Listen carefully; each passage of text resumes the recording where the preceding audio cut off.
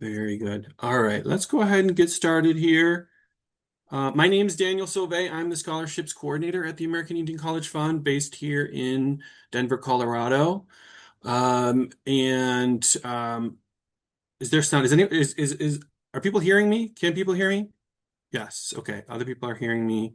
Might be if you're having trouble, make sure your volume is turned up. Thank you.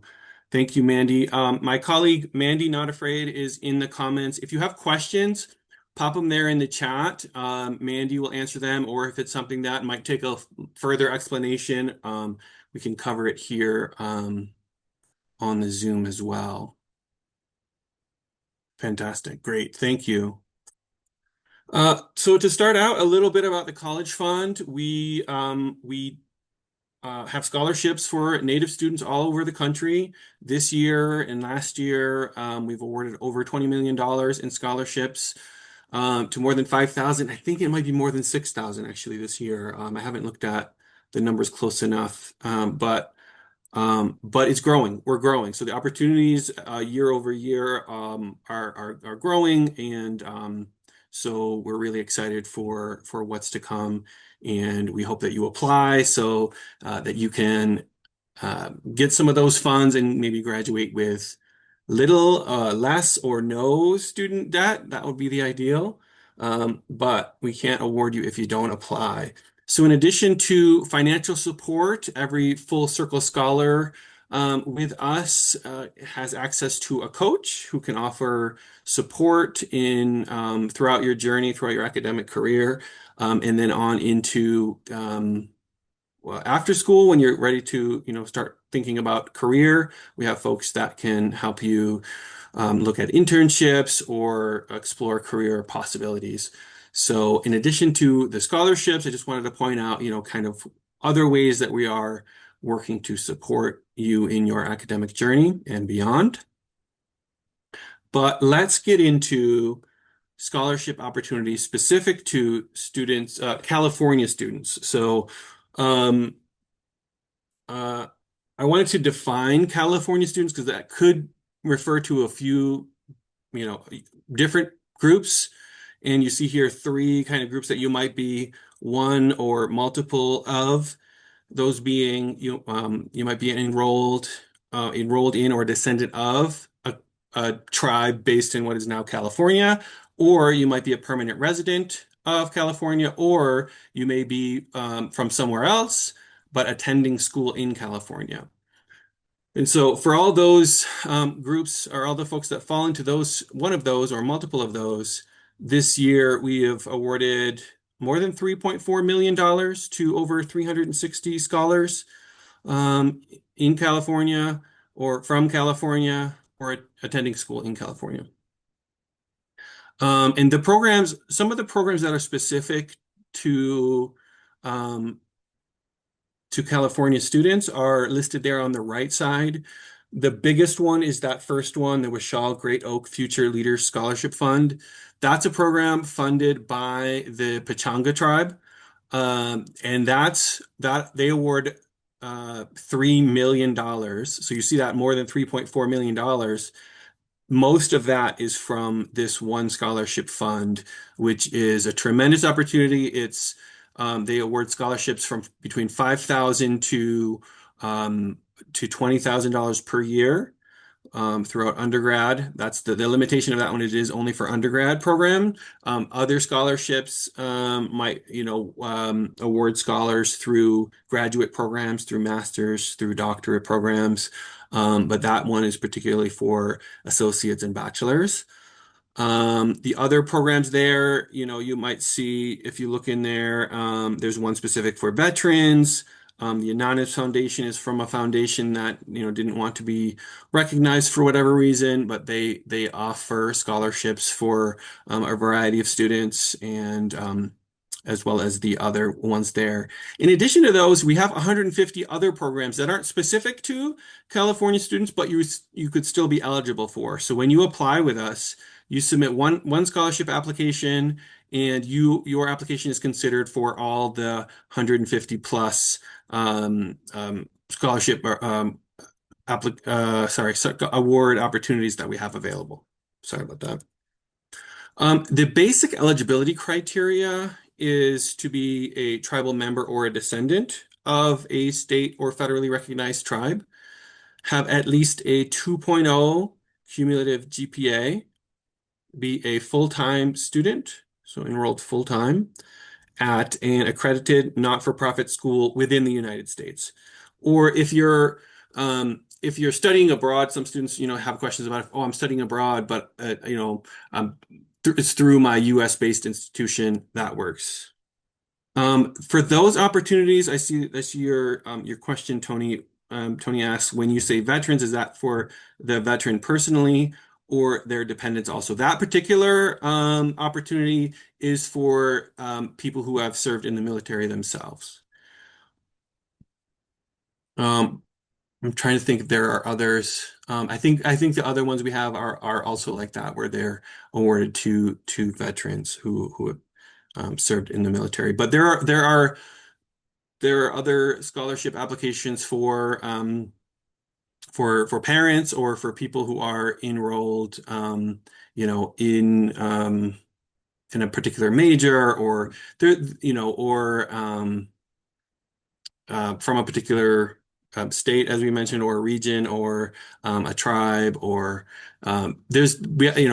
amongst all the applications, it's very unlikely that there's not a scholarship that you'd be eligible for. You see, this is the minimum eligibility criteria. There are some scholarships where this is it. There's no additional criteria. If you are enrolled in a state or federally recognized tribe, or a descendant, meaning your parent or grandparent is enrolled, you have at least a 2.0 GPA, you're enrolled full time, and you're at an accredited not-for-profit school, you're gonna match to some programs. Thank you for that question. Yeah, continue asking the questions there. Um, and I'll get to those as we go through our presentation. So our 26-27 application is open now. We want to apply by May 31st. The application stays open after May 31st, but it becomes much less likely that you're awarded a scholarship if you apply after May 31st. When you submit your application, it is scored by three of our reviewers who are people who are outside of our organization. They work mostly in higher ed. They work with their native students in some capacity, and they score your application. When you apply after May 31st, your application doesn't get scored, which essentially puts your score at zero. When we're choosing applications to award, we sort them by their average review score of those three scores. They're averaged, and then all the applications that are eligible for one program are sorted by highest score, and then we choose from the top until the funds are awarded. So applying by May 31st is really, if you're going to spend the time to do it, you'll want to do it by May 31st. You only need to apply one application for each academic year. So your application now would be for fall 26, spring 27. If you're thinking about, maybe starting this fall or even starting in the spring, you'll want to apply by May 31st. What about parents who are only enrolled part-time because they have to work and can't manage a full-time schedule? Can we still apply? That's a challenge because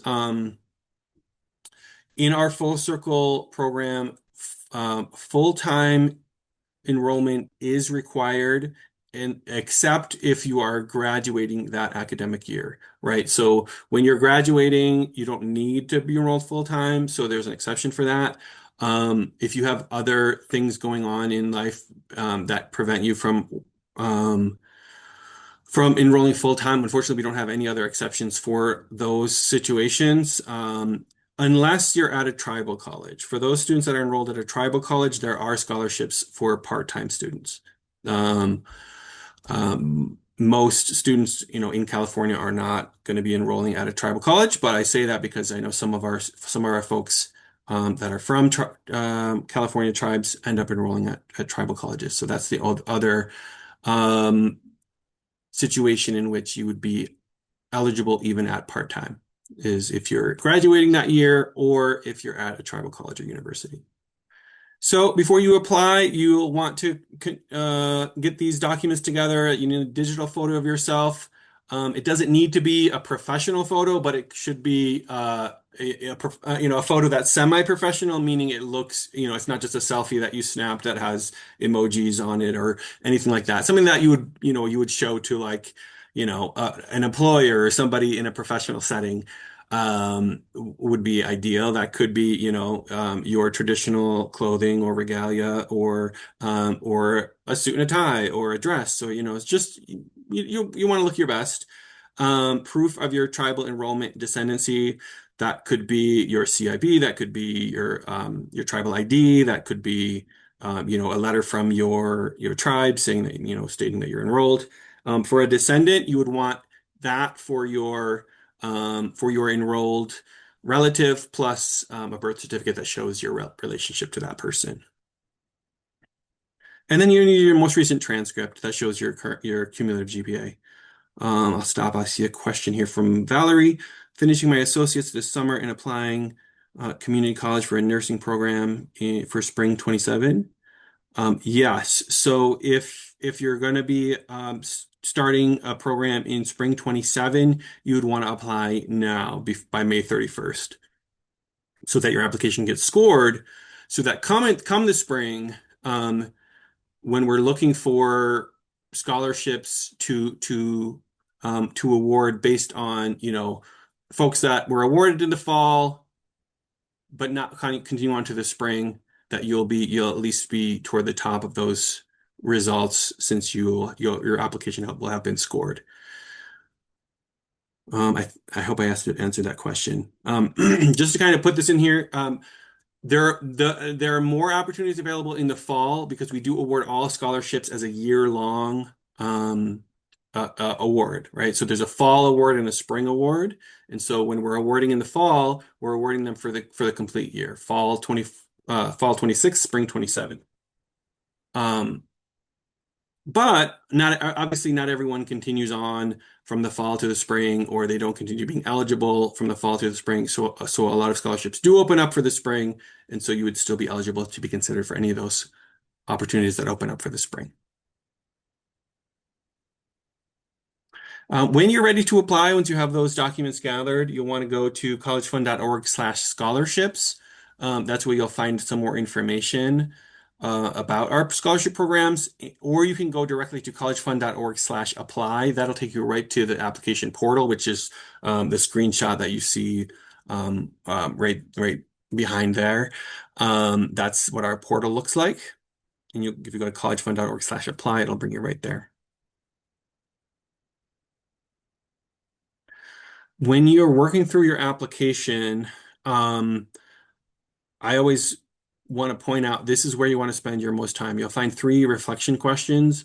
These 3 questions make up a total of 60% of your overall score.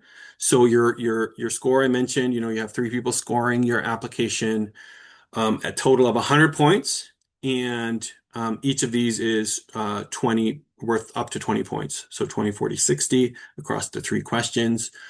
So this is where you really have a chance to tell about yourself and really make a difference in your overall score. The other things like the extracurriculars, your honors and distinctions, those also play a role. So you'll want to make sure you enter some things there. Don't leave those sections blank. But these are the three parts that you have that'll make up the most of your score. I did see that question, which GPA is used the current semester or cumulative. As Mandy mentioned, it's your most recent cumulative GPA. So it is the totality of your college career, or if you're coming directly from high school, it would be your high school GPA. Or for those who might have a high school equivalency exam you took, you can you can Google, if I scored this on the high set or whatever the test you took, GPA 4.0 GPA conversion, you can find those. How can we stand for the reflection questions? I'm not sure I understand the question. Tony, what if you are starting your college career and you graduated high school over 20 years ago. Yeah. First of all, awesome. We love to see it when folks are coming back to school. Stand out. Thank you, Valerie. I'll come back to that. Um, uh, yeah. So what you'll want to do is just if you have access to your high school transcripts, you'll want to upload those. Alternatively, you could, if you just don't have them, you don't have access to them, there's no way to get them. Maybe your high school, doesn't even exist, after 20 years. Um, you can upload, just a document stating I went to such and such high school, graduated this year. My GPA was such and such, but there's no way to get a transcript. That'll be fine, at least to get started. Then obviously once you're in to college, to maintain your scholarship eligibility, we'll need your transcript from your college. Now, Valerie, how do we stand out for the reflection questions? Glad you asked. We just had a couple weeks ago a webinar where we talked to two of our current scholars who talked about how they approach these, and we talked to two of our reviewers who are the ones that are scoring these things. And the main thing that they all said is authenticity shines, meaning you really want to be as authentic to yourself and what your values are and what's important to you and the challenges you overcame and what your goals are and how you want to have that impact. So authenticity was one. Having a complete answer is another one. So like when the question asks, what challenges have you overcome to attend college? Don't just think about, okay, here are the challenges that I overcame. End of story. You want to think about the whole, the beginning, middle, and end, meaning these are the challenges that I faced. Here's how I approached and overcame them. And then here was the result. Kind of, like hitting all those points. Um, and then what are your educational career goals in addition to what they are? Um, First of all, they say be as specific as you can and as ambitious as you can on those goals, as much as you can. Obviously, none of us know exactly where we're going to end up, but just thinking about what you would like your future to look like in terms of the things you can accomplish in your educational and career goals. Um, and then how you came to those goals or why those goals are important to you. And then what impact you want to have. Again, things that are specific and kind of audacious, I think are things that people might be looking for. Is there a video of that conversation? There is. If you go to YouTube and you look for, you search American Indian College Fund, it'll be one of our more recent videos because I think that was just 2 or 3 weeks ago we did that webinar. So you can see that and watch it. Yeah, thank you for that question. That's always my favorite webinar because we get input from those folks who did it, who got the scholarship, and then the folks who are the ones that are actually scoring your application. So yeah, if anybody wants to go back and watch that conversation, I think it's really helpful in terms of how you approach the application and these questions in particular. But also, I think we talk about what to include in your honors and distinctions, your extracurriculars, that you can think more broadly about those things. Some people just think about, you know, things that might seem impressive to people, but but they don't include the fact that, oh, I actually take care of my kids. That's kind of my main responsibility outside of school. Include that because that's a very important role in our communities. We need people raising up the next generation. That's very, central to our future. Oh, awesome. Mandy put that link in the chat there for that webinar. Thanks, Mandy, for getting that. Or, I help out with elders, or, I volunteer in this way or that. Make sure you include those things in your extracurriculars. If there are honors and distinctions, specific to your community or your tribe, that you're like, oh, well, people might not know what that is, please put it. Those are things that are valuable in our reviewers. We make sure that they know that our folks are coming from a variety of different communities and what those honors and distinctions are might look different, but they are honored in our process. So please include those things. But yeah, if you get the chance to go see that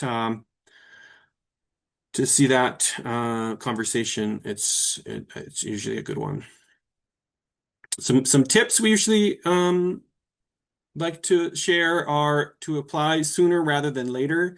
That way, if any questions come up, any technical difficulties come up, um, you can reach out to us and we can help.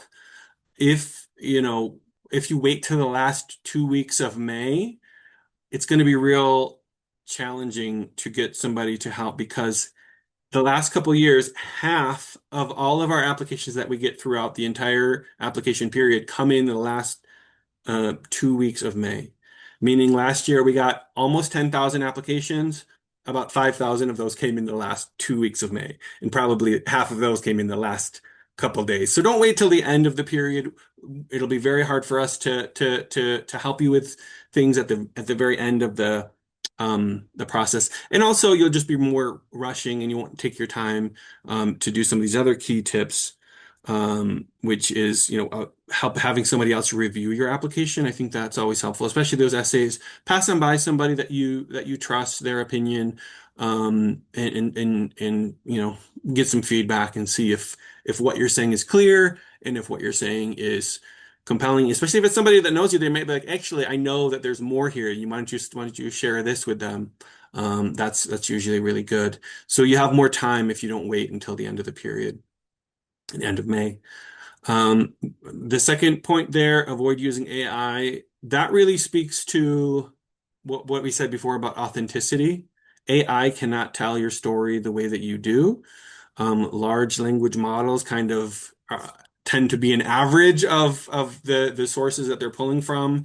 You're not an average person. You are a specific individual having a very unique experience, and we want to hear about that. So we recommend against using AI. Um, you know, that's a tip that has been shared with us that most of our or a lot of our reviewers, yeah, they've worked at universities or different schools and have read a lot of essays and have a sense of when a student might be using AI. Not that it's always 100% clear, but I think that the authenticity point works. I think using AI can be a detriment toward that end. We recommend reviewing our tips and frequently asked question pages on our website. I think we might have time in a little bit. I'll show you our website and where those are located. And then lastly, reach out to a scholarships team. Myself, Mandy, Alberta, we are all available, and we can answer any of your questions that might come up as you're working through your application, or if you have any technical issues. There's our phone number, 800-987-3863, or you can email us at scholarships@collegefund.org. I will mention the scholarships email address is accessible by our whole team, and usually it's the best way to get a hold of us. Sometimes if we're busy, we're not going to be able to take your call, but we'll always get back to your email as soon as we can. And then also, I just wanted to point out some other resources available to you at collegefund.org/students. You can follow us on social media at Native Pathways. And we mentioned our YouTube channel where you can find previous conversations we've had or other videos of other programs that the College Fund is involved with, that are not, beyond scholarships.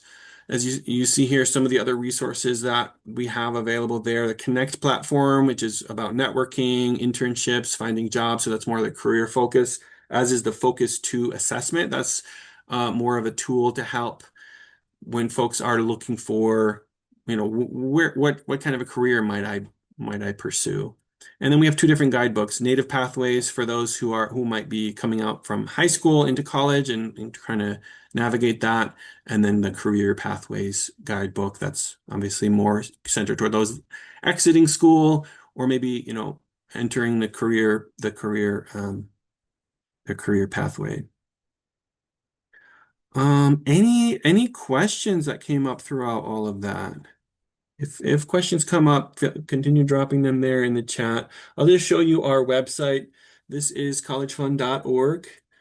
So when you go here, you'll find a bunch of different information about what we're involved in, impact report, annual report. If you're interested in checking out more about our organization, you'll see here almost 160 100,000 scholarships since we began in 1989, $310 million invested in Native communities.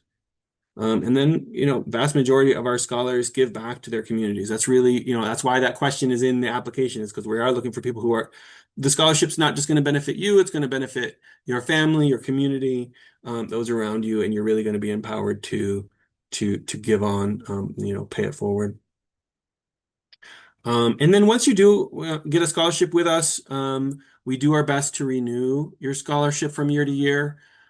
If your particular scholarship was not renewed by the donor, into the next year, we'll try to find a different opportunity for you. We don't guarantee anything, but we do our very best to maintain scholars from one year to the next. Um, and so there's a bunch of different resources here, but when you're ready to look at scholarships, go to for students and then scholarships. And then depending on kind of the journey you're on, whether you're currently a high school student, whether you're going to a tribal college or university or a non-tribal college or university, you can choose which one applies to you and click on Learn More. And that'll give you some specialized information about that particular journey. Scroll down a little bit, you'll see a video that's a walkthrough of our application. If you want to, take a couple minutes, I think it might be 5 minutes or less, to walk through the application, watching the video, and then once you're ready to start your application, you can click on this Apply Now button, and then that'll take you to our portal. But like I said, you can also just go to collegefund.org, collegefund.org/apply. And that'll also just take you, so if you don't want to try to click through that what I just showed you. Can the scholarships be for community colleges too, or just universities? Community college, absolutely. You can be in a certificate program, you can be in an associate's program, you can be in a bachelor's, master's, doctorate. So anywhere in that whole spectrum. But yeah, community colleges, tribal colleges, universities, all of the above, as long as it's not a for-profit school. So that's the one question we get sometimes is for some schools that, that are for-profit, we can't award scholarships there. And also, schools outside of the US. So if you're studying somewhere outside of the US, unless it's a study abroad program through a US-based institution, we can award you there. From the website, only one scholarship is for grad students, or were other ones on the slide earlier included? I didn't share, obviously, so I shared 5 out of more than 150. There are many programs that support grad students. Not as many. There are more opportunities for undergrads. I'll just say that, but there are plenty of opportunities for grad students as well. There are some that don't specify whether graduate students or undergraduate students. They don't have a preference, so it's always open for everyone. There are some programs that are exclusively for grad students, and so those are focused on just folks in grad programs. So yeah, the handful of programs that I shared are mostly just for focused on California students, but you're also going to be eligible for many more programs, and plenty of those are for grad students. Yeah, thanks for the question. So let's see, got some time here. So yeah, once you come here, you will see kind of some information about creating an account. You just want to create your account. If you haven't signed up with us before, you'll want to come here and create your account. But if you have created an account with us before and you can't remember your password, please use the forget your password. Don't create another account. How competitive are these scholarships? Great question. They are competitive. They are quite competitive.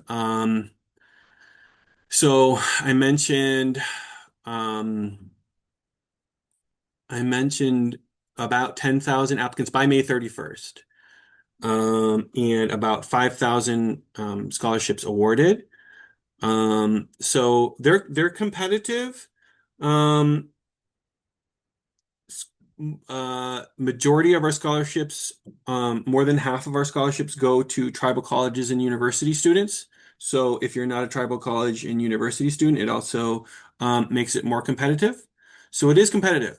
Um, so yeah, that's why I always recommend spending the time on those reflection questions to get the maximum score you can, because you will want to be, toward the top of those scores to receive an application. I live rural. Will I be able to use this for online? Yeah, if you're attending school online, as long as it's a not a for-profit school, some schools, I think University of Phoenix is maybe one of the more well-known schools that are online based and for-profit. So as long as it's a not for-profit. If you're not sure, what you'll want to search is College Navigator. It's from the National Center for Education Statistics, nces.ed.gov/college navigator, and put the name of your school in here. And it will let you know whether it's um, so since I just mentioned University of Phoenix, it'll let you know if it's a for-profit or a nonprofit school. All right, so this is private for profit. So it doesn't matter if it's private or public. What we're looking for is either whether it's for profit or not nonprofit. So if it's private nonprofit, that's fine. If it's a public nonprofit, that's good. But for profit school, you will not be eligible for school for our scholarships. But if you're a lot of students study online at public universities or tribal colleges or community colleges, especially since, post-COVID, there's a lot of students that are studying online. Yeah, Mandy's dropped the link there for College Navigator there. Um, does what you've done for your Native community already should be part of the application? Yeah, yeah, absolutely. So in those, um, well, yeah, trying to think of what the Yeah, so in those questions, obviously in the extracurricular activities, honors and distinctions, you might have more than maybe somebody that's just coming out from high school. You'll have more to share in those sections in terms of what you've already done and what you've already accomplished. Um, but then also, when you're talking about the impact you want to have, you'll say, well, I want to build on this impact that I've already kind of, had. This is what I want to do next. And so you can kind of include that in what your goals are. You obviously are going to state, okay, this is where I'm starting from. You're going to have more experience than maybe somebody who's just coming straight out of high school. Can we print the application to review before filling it out online? There's not a great way. I mean, you can screen print it, but there's not a great option. Let's look at it. I don't think there's a good way to do that. I don't think there's any tools um in here. But let's just look real quick. Okay. So when you come in here for the first time, it'll say create a profile to get started. We've already created a profile for this test account, so we'll just look at it to see what it looks like. The profile is more of those things that might be a more static. Your name, your date of birth, contact information, here's where you'll upload your tribal enrollment doc. Um, I mean, like any web page, do it that way. But let's look at now. So that's just the profile. And if you've created an account before with us, you can update this as you need, or if it's all still relevant, you can leave it as it is. Come down here. You'll see an application card for each year. So if you've applied with us before, you'll see your previous applications. If not, you'll see a get started button. It'll look just like this, but it'll say get started, and you'll click on that. So we come in here now. We applied last year. We applied for the past several years. We're active scholar spring right now for 25, 26, but right now we're looking at 26, 27. So let's click on that, apply now, and you'll see here, um, am I cutting in and out? I've had some weird issues with my internet here. I'm sorry if so. Hopefully the video when we upload it to YouTube will not be cutting out. So I'm sorry if that's happening. Cool. If you miss anything, just let me know. And if something's not clear, let me know, and I'll come back to it. But otherwise, you'll see here the scholarship application. I mentioned the extracurricular activities, honors and distinctions. You'll just work through those here. Um, there is not. There's not a button. Some of our forms have like a button that you can click to print it, but if you just go, print PDF, that'll give you, you can download that. And if you want to do it offline, that might be helpful. In fact, we recommend you do write your reflection questions somewhere else, whether it be like a Word document or somewhere else where you can spend time editing it and then just copy and paste rather than trying to copy it right into or like write it out right in here.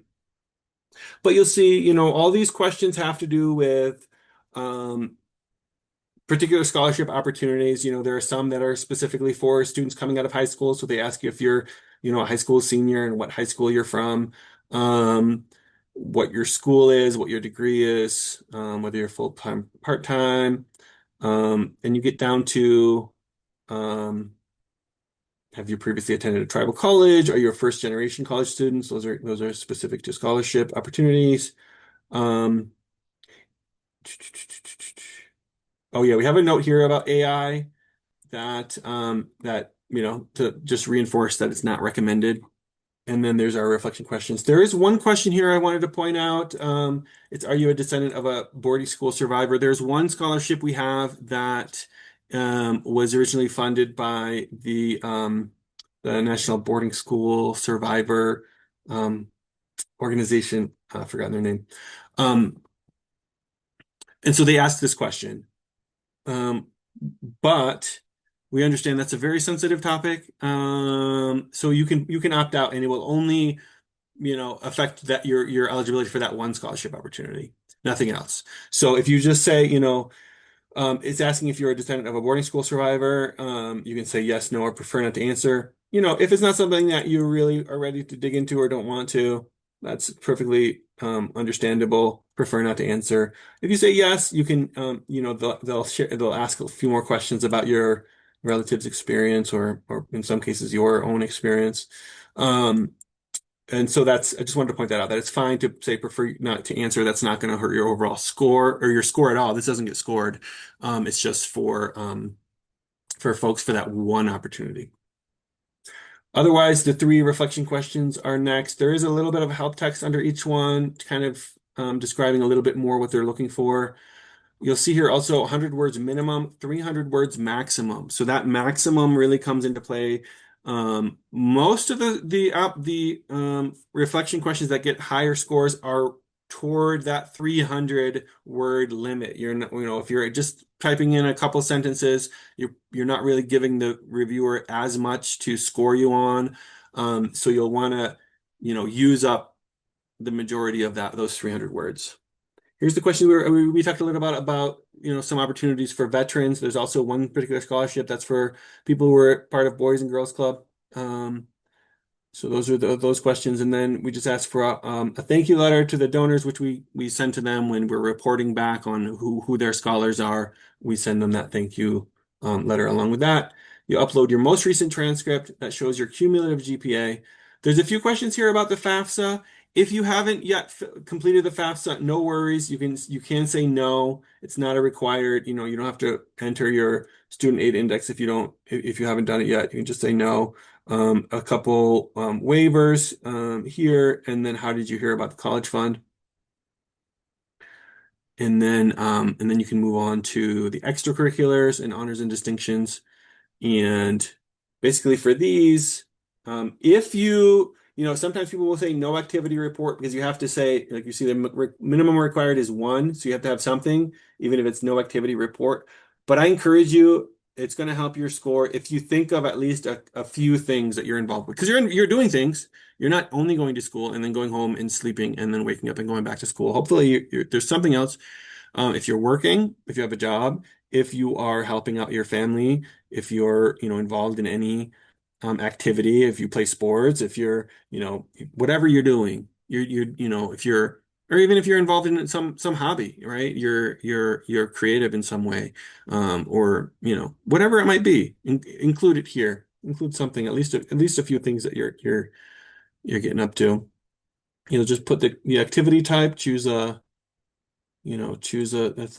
thing, um, choose an activity type, the name, how long you've been doing it, and then a little description about what's the involvement there. Oops, not complete. Um, and then once you've done that, it'll show up here, and you can put as many things as you want. Maximum allowed 500. You probably don't have 500, but a handful is usually good for the extracurricular activities. And then you close that and move on to the next honors and distinctions. Same exact format, same kind of thing. You just add new items, fill them out. If you're coming back, you've applied before and you want to edit something like no honors and distinction to report, that's no longer relevant. We'll delete that because we know we do have some honors and distinctions.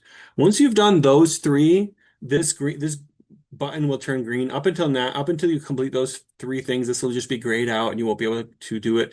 Sometimes people, complete these and then don't hit this submit application button. That it won't push through to us if you don't click on that green submit button. So always come back here to this dashboard. Make sure you click on that green submit button. The resume, as it says, is optional. This is more for those career services that we mentioned. If you're interested in an internship, you can say, yes, I'm interested in an internship. You can either upload a resume or include your LinkedIn, a link to your LinkedIn profile.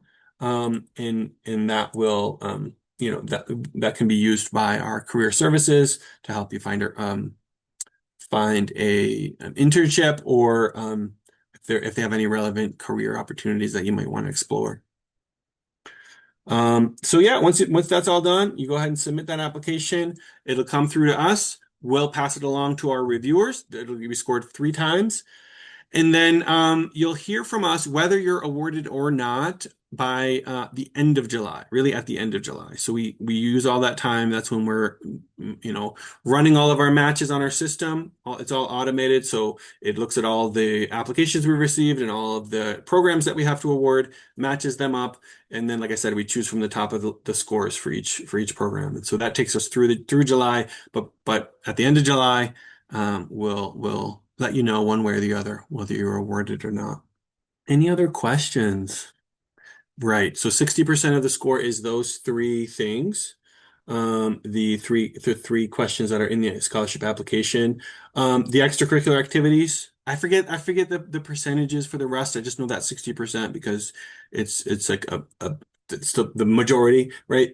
Honors and distinctions play a role. Um, GPA. GPA is a smaller portion, but it is scored depending on, where you are in, from if you're below 2.0, if your cumulative GPA is below 2.0, you're not going to be eligible. But if that's the case for you, work real hard, your first semester, bring it up, and then apply again the next year. My first semester in college, I was focused on other things and I ended up losing some scholarships because my GPA fell. If that's the case, just work hard, get it up, and apply again next year. Those are all things that are scored. Yeah, that really makes up the whole score is the for most of the scholarship application, the reviewers are not even seeing anything really. I'm just trying to see if there's anything else that they receive from here. No, it's just the 3 reflection questions, the extracurriculars, honors and distinctions, and then your GPA. In terms of award amounts, um, the average is between 2 to 5,000. I think around 3,000 is the actual average award amount. Like I mentioned, there are some outliers, like the one from the Pechanga tribe, the Washal Great Oak Scholarship has awards up to $20,000. those are definitely on the higher end. There's one scholarship that we award that's a full ride to Harvard Law School. That's the obviously the largest in terms of dollar amounts, but yeah, most of them are $1,000, 2,000, three, four, five, right in that range.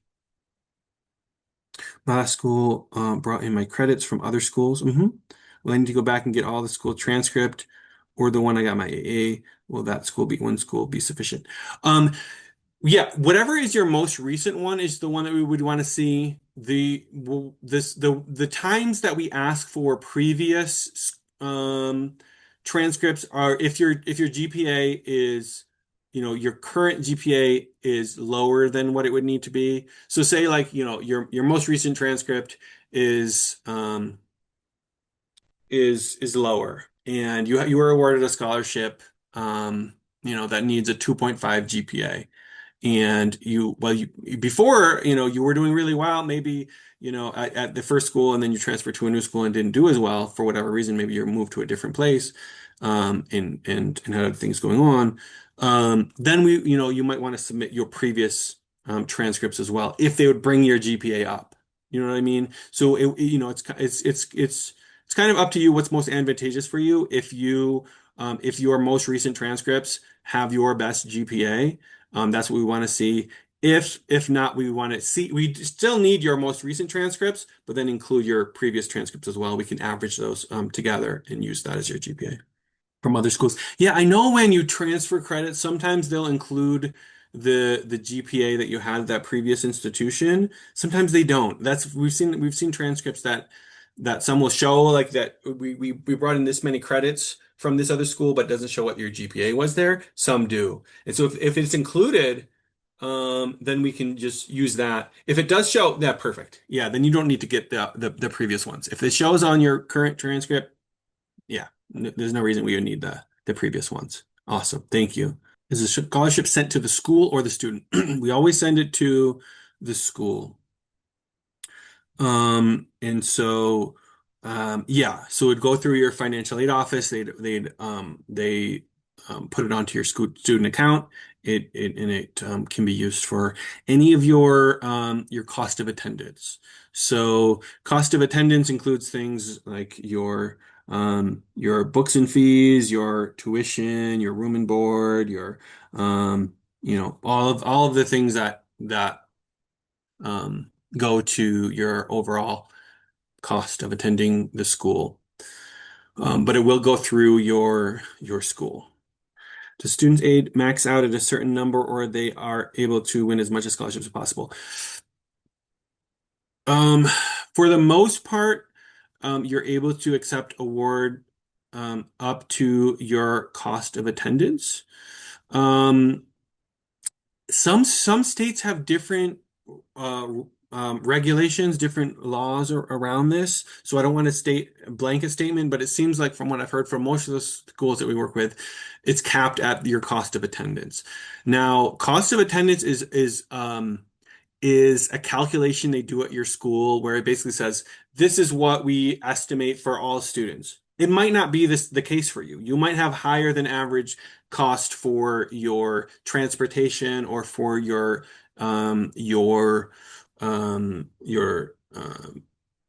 apartment, your rent, whatever it might be. So you can appeal the cost of attendance. You in most places you submit, a form that says, that shows that these are my actual costs. Can we adjust that cost of attendance, higher so that you can accept more aid? But there usually is a max at that cost of attendance. I know especially there's something around if you have a Pell Grant. That's a federal regulation. I'm not a financial aid expert, so I'm not that well versed, so I'm kind of hesitant to say blanket statements. But from most of what we heard, from most schools that we hear back from, it's cost of attendance. We're awarded a scholarship. We transfer from a community college to a university that's a nonprofit. Will the scholarship follow you, or do you need to reapply? Depends on the scholarship. Like I mentioned, we have all these different scholarship programs. Some are specific to maybe schools within a specific state, and you move out of state and you're no longer eligible, or they are only um, for the bit one is if you're at a tribal college and you move to a non-tribal college, it might not transfer. It would depend on the specific scholarship. So if you're awarded and then you were going to move, you can always just check in with us and say, hey, if I were to move to this other school, would that make a difference? Yeah, so again, not a blanket answer I can give you on that one. There's just so many different scholarships have their unique criteria that we would just just ask us and we'll look into it. We'll let you know, like, okay, here's what your specific scholarship requires, this GPA, and you have to be in this major, and you have to be, whatever the criteria is, right? You wouldn't need to reapply because we just can accept one application each year. But if you were to move a school, let us know. We can update your application in our system. You would never need to reapply until the next year. If your child only needs five thousand for tuition, she gets a 10,000 from the foundation. The other five reimbursed back to her or no. This is one of those things where it depends. There's some schools that can reimburse the student or refund the difference back to the student if it's above the cost of attendance, right? Not just tuition, but the overall cost of attendance, right? Includes all those other things I said. But if it goes beyond that, there are some situations where they can refund. I as not a non-financial aid expert, I don't want to try to spell out where those lines are because I don't know. But sometimes I know some schools they can refund back to the student. Other schools send the scholarship back to us. Um, but it's usually up to that cost of attendance. So once you announce our specific award, you have people we can talk to, ask us. Yeah, so you'll have two people or two groups, right? So you have the scholarships team, which is us. Anything related to your application or your eligibility would come to us. So scholarships at collegefund.org. That phone number that I shared a little bit ago, you can ask us that. You'll also be assigned a coach that you can also ask any other kind of questions just about navigating, you know, um, different aspects of your education. Um, but yeah, you can always ask us if you get your specific award and then you have a question about, okay, what do I have to do to maintain my scholarship? That would be a good question for us. Depends on the terms they send to fiscal department. Yeah. Yeah. Yeah, Jessica, like an advisor. Um, yeah, exactly. So we found a lot of people, especially people that might not have people in their family that have necessarily navigated things that might just have random questions that come up while you work your way through school. You have a coach there that you'll have access to. Great. Well, we got time for maybe one more question if anybody has one. Um, Mandy shared the YouTube link. This will also be up on YouTube in probably a couple days. And then you'll have access to that previous conversation we had with the reviewers and with the scholars. And we have other webinars coming up throughout the period. If you go to collegefund.org/events, um, you can see other webinars. Those are mostly like question and answer sessions, especially as we get toward the end of the period. We're just here to answer whatever questions might come up. So collegefund.org/events is the place to go for those. If you want to register for any other webinars coming up. But otherwise, thank you so much for being here. Really appreciate you. Collegefund.org/apply will take you right to our application portal. Let us know what questions come up. All right. Thank you all.